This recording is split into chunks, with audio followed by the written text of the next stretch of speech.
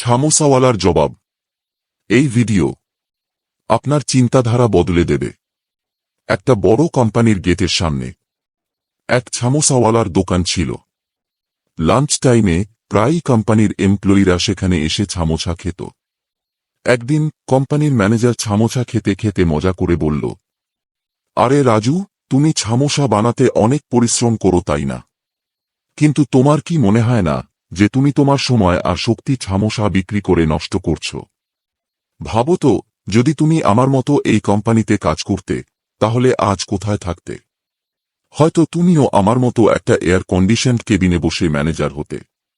হালকা হাসির সুরে, আত্মবিশ্বাসী স্বরে ছামোসাওয়ালা উত্তর দেয়, ম্যানেজার সাহেব, আমার এই কাজ আপনার কাজের থেকে অনেক গুণে ভালো। 10 বছর আগে যখন আমি ঝুড়িতে করে ছামোসা বিক্রি করতাম, তখনই আপনাকে এই কোম্পানিতে চাকরি দেওয়া হয়েছিল। তখন আমি মাসে 1000 টাকা উপার্জন করতাম, আর আপনি পেতেন 10,000।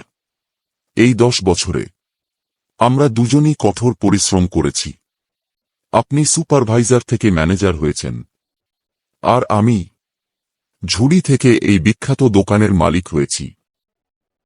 আজ আপনি মাসে 70,000 টাকা পান, আর আমি মাসে 2 লাখ টাকা রোজগার করি।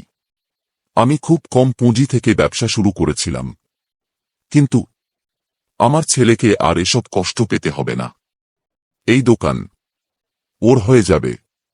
আমি যে পরিশ্রম করেছি তার সুফল আমার ছেলে ভোগ করবে, আর আপনি সারা জীবন যে পরিশ্রম করছেন তার লাভ পাবে আপনার কোম্পানির মালিকের ছেলে। আপনি তো আপনার ছেলেকে সরাসরি আপনার চেয়ারে বসাতে পারবেন না, তাকেও আবার শূন্য থেকে শুরু করতে হবে।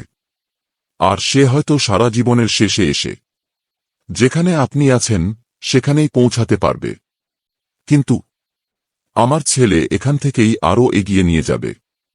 এখন আপনি বলুন, কার সময় আর শক্তি আসলেই নষ্ট হচ্ছে? অবশ্যই কমেন্টে লিখে দিন, এবং এমন আরও ভিডিও পেতে চ্যানেলটি সাবস্ক্রাইব করুন।